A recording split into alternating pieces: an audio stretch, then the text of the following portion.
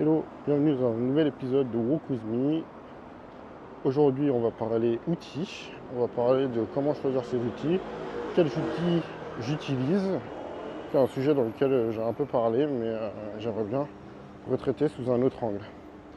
Avant toute chose, je me présente, je suis Alex, fondateur de Better People. On accompagne les entreprises dans leur stratégie IA au quotidien, que ce soit sur des aspects de formation, sur des aspects de recommandations stratégiques sur penser le futur de son organisation avec du chat GPT ou sur des aspects de mise en place et implémentation technique.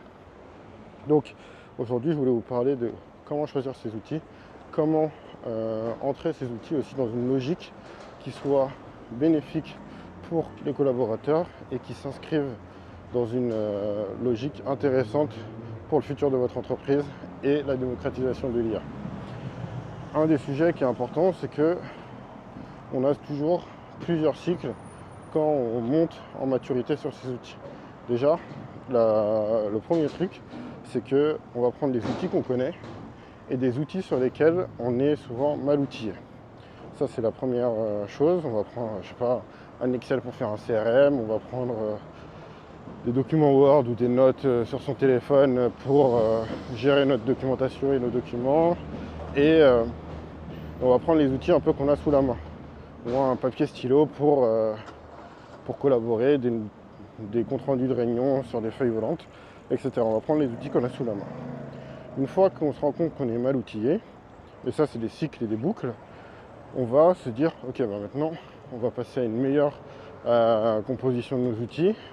On va multiplier les outils.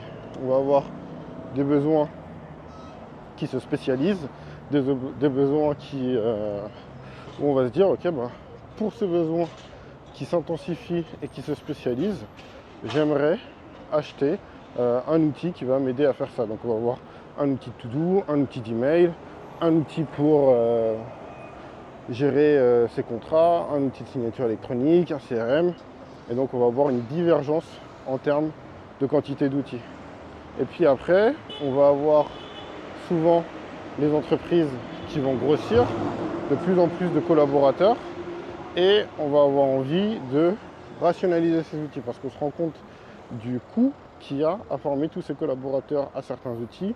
À chaque fois qu'on a un nouveau, à expliquer les différents process sur les différents outils, et ça va faire que on va commencer à avoir toute la lourdeur d'avoir des outils spécialisés et de l'interconnexion entre les différents outils.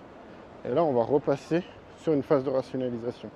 C'est aussi une phase qui peut intervenir quand on n'a pas d'outils matures sur un sujet.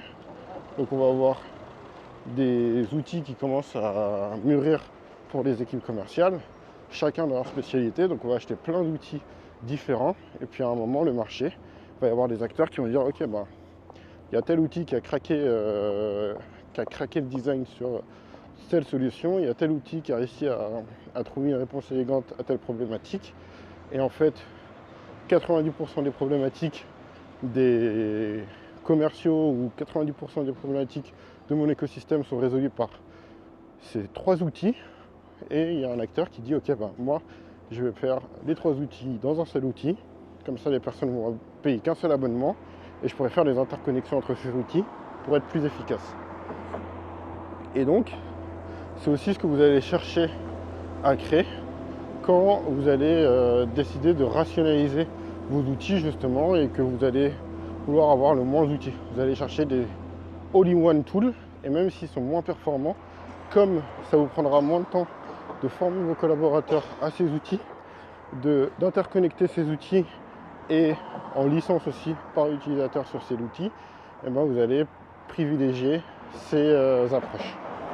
Et donc on va toujours avoir cet aller-retour entre expansion et spécialisation des outils, donc de plus en plus d'outils, et rationalisation des outils, fusion des outils, de moins en moins d'outils.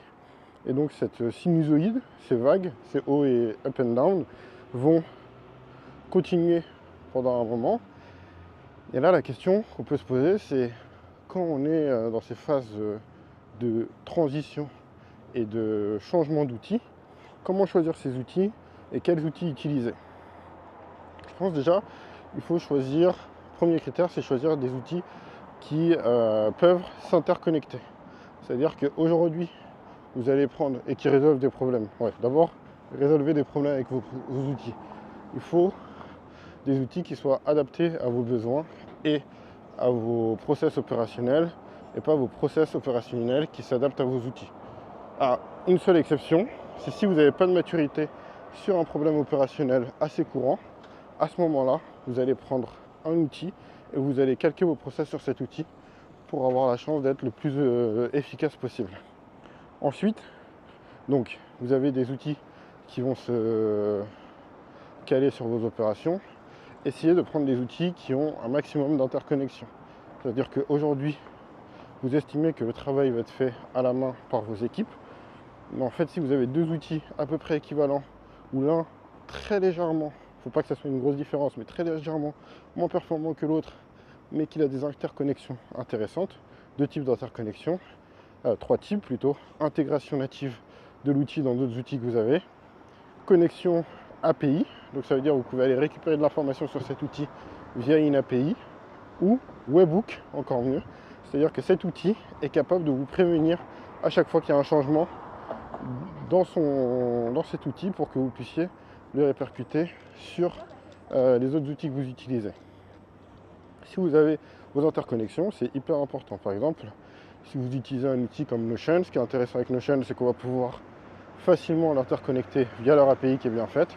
Par contre, ils ne vont pas avoir de webhook. C'est-à-dire que quand vous avez un document qui change dans Notion, vous ne pouvez pas déclencher d'autres scénarios ou d'autres process à partir de ce document qui change si c'est hors Notion. Parce que vous allez devoir faire ce qu'on appelle du polling. Le polling, c'est je vais interroger mon API toutes les 15 minutes, par exemple, à une fréquence régulière, et je vais vérifier qu'il n'y a pas de différence. Dès qu'il y a une différence, je vais noter cette différence comme un changement et donc pouvoir déclencher des process dessus. Bref, il faut avoir ces outils qui s'interconnectent. Et puis après, moi, un des sujets que j'aime beaucoup, c'est d'avoir des beaux outils. Si vous avez des outils qui sont esthétiquement moches, vous allez avoir des collaborateurs qui n'ont pas forcément envie d'utiliser ces outils. Et comme ils n'ont pas forcément envie d'utiliser ces outils, vous allez dépenser de l'argent pour acheter des outils et améliorer le process de vos collaborateurs alors qu'ils ne seront pas intéressés. Donc essayez d'avoir des outils beaux. Et même, je pense, en priorité sur les outils beaux, c'est d'avoir des outils qui fonctionnent. Personne n'aime les bugs, personne n'aime faire quelque chose, aussi beau soit l'outil, aussi beau soit-il, qui ne fonctionne pas. Personne n'aime répéter ses clics ou devoir attendre 3000 ans que quelque chose fonctionne. C'est pour ça que, par exemple, un des outils que moi je conseille beaucoup en PME, qui est Odoo, c'est un outil qui est moche, mais Odoo ça fonctionne, ça bug pas, c'est fiable et c'est pas cher. Et en fait, c'est moche en termes d'UI, c'est-à-dire que l'interface d'un point de vue esthétique est un peu dépassée, mais par contre, ils sont très forts en termes d'UX, c'est-à-dire que ça va être fonctionnel. C'est un peu comme en prêt-à-porter les intemporels ou les basiques.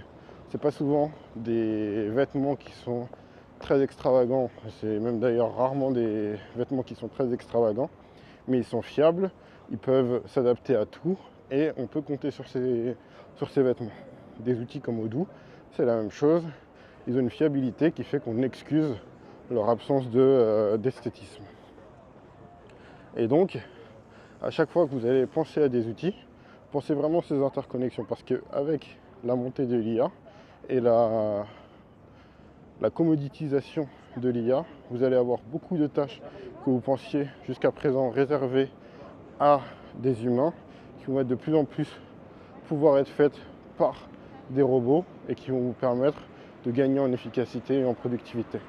Nous, on s'en rend compte tous les jours au niveau de l'agence, c'est notre métier d'automatiser ces tâches sur les outils. Et en fait, quand on a des outils qui ne sont pas compatibles avec ce mode de fonctionnement, on se retrouve avec d'énormes pertes en termes de productivité parce que justement ces entreprises vont avoir un coût trop élevé à interconnecter leurs outils et donc vont devoir faire du travail à la main que potentiellement leurs concurrents vont faire automatiquement. Voilà, c'était tout pour cet épisode. N'hésitez pas à partager cette vidéo si elle vous a plu, à des gens que ça pourrait intéresser. Likez, commentez, vous abonnez et je vous dis à la prochaine. Salut!